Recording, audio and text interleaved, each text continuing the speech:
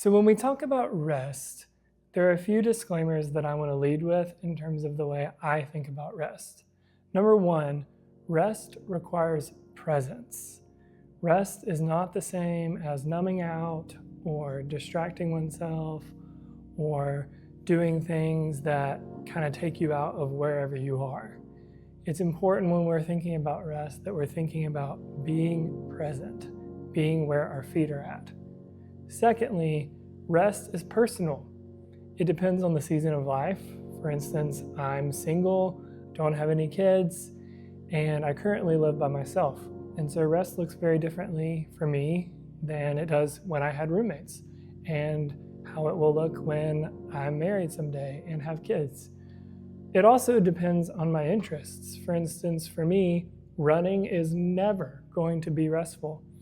I hope that someday that running will be a little bit easier, but as for right now, going on a run is never something restful for me. But I have friends who, for them, rest looks like running. Rest is also not just physical. When we think about rest, we think about taking a nap or sleeping, but rest is also mental, it's emotional, it's even relational, and I would argue that we need to be finding ways to do the work that we do every single day in a way that is restful, restorative, and not constantly exhausting to us. And lastly, rest is not optional. Contrary to what the grind and hustle culture tells us, rest is something that we all need. Today I want to just share a little bit about how I think about rest in terms of a framework that goes yearly, weekly, and daily. Starting with yearly. I've been working in the public school system for 10 years, which means that I'm very fortunate to get 2 weeks off every winter, a week off every spring, and 2 months off every single summer. That is not most people's norm, and I want to acknowledge that. However, I also want to acknowledge that most Americans statistically don't even take all the PTO that they do get.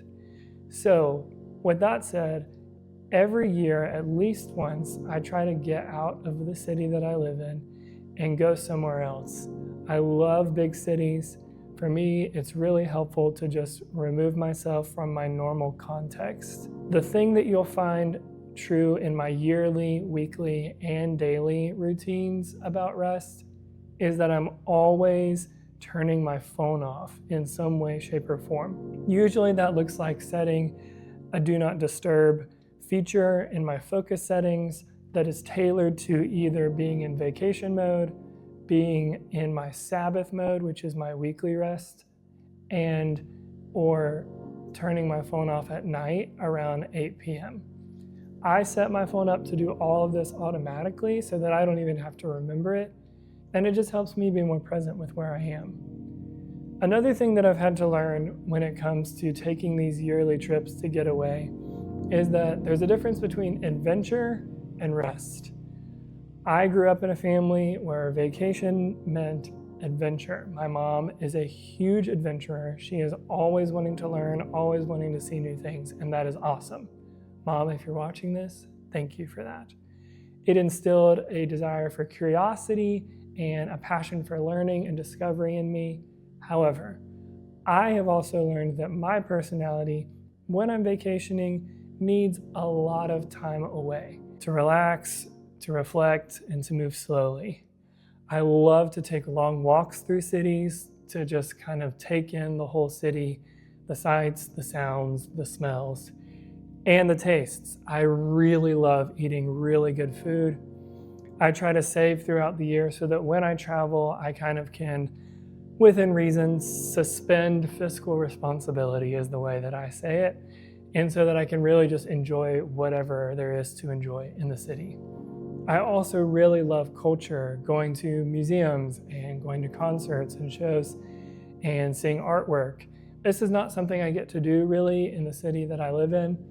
It's a little bit of a smaller city, and so getting to see cultural things like this is something that just brings a lot of restoration to my soul. and a lot of rest too. So that's kind of what my yearly rhythm of rest looks like.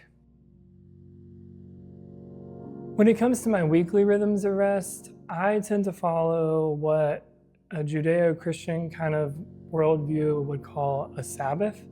And for those that may not be familiar with that idea, it's a 24-hour period I do from about 6 p.m. on Saturday to 6 p.m. on Sunday, in which the only goal is resting. And I do this every week.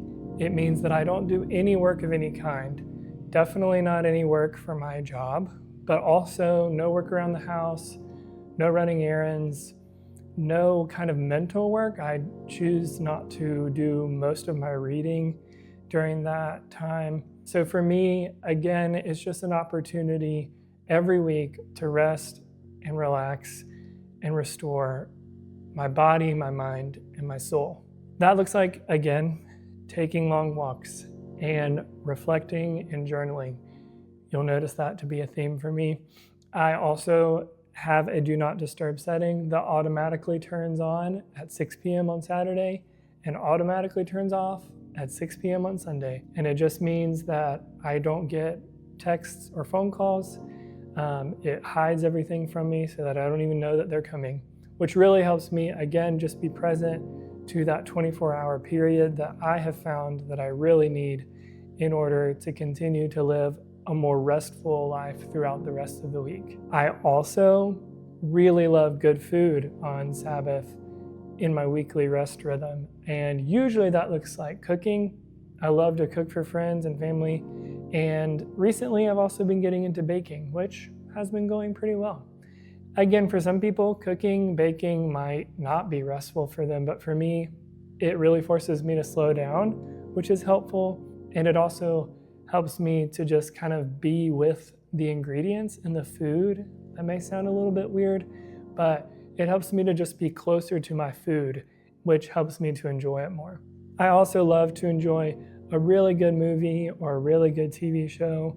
Again, for me, that's not distraction. I tend to be really intentional and present and mindful with my entertainment.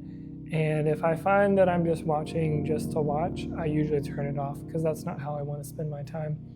I tend to be a bit of a movie buff.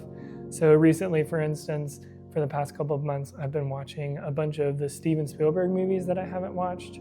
And that has been something really restful for me because it gives me an opportunity to kind of enter into an art form in a way. Another thing I've started doing more recently is I love to listen to an album all the way through.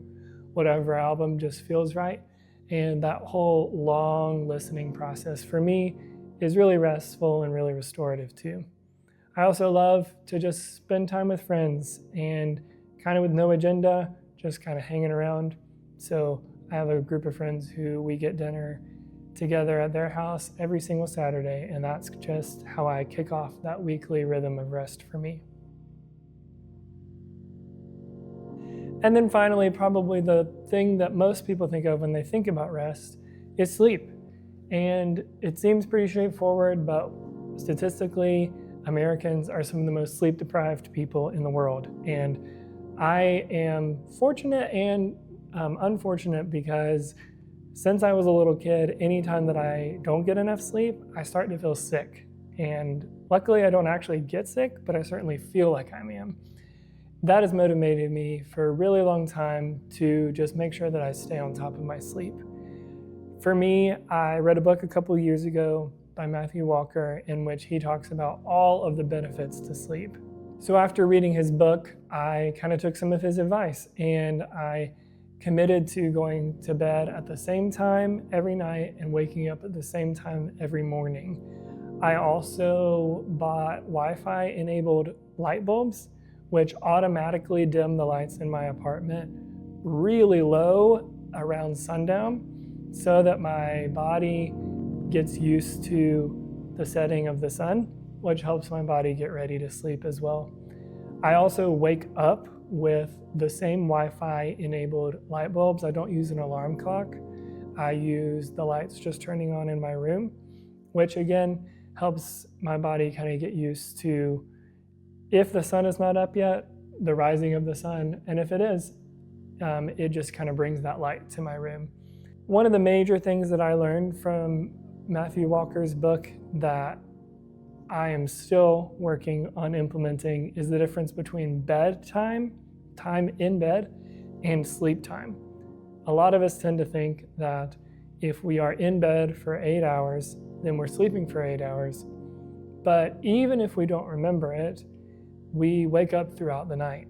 And so we don't actually get all of the time in bed as sleep time. And so I try to budget for about 8 to 9 hours in bed every night so that I can get my kind of bare minimum 7 hours of sleep. So for me, that's kind of what rest looks like on an annual basis, on a weekly basis, and on a daily basis. Some of that changes from season to season. Some of that changes depending on what I have on my calendar, but those are kind of where I try to set my default settings.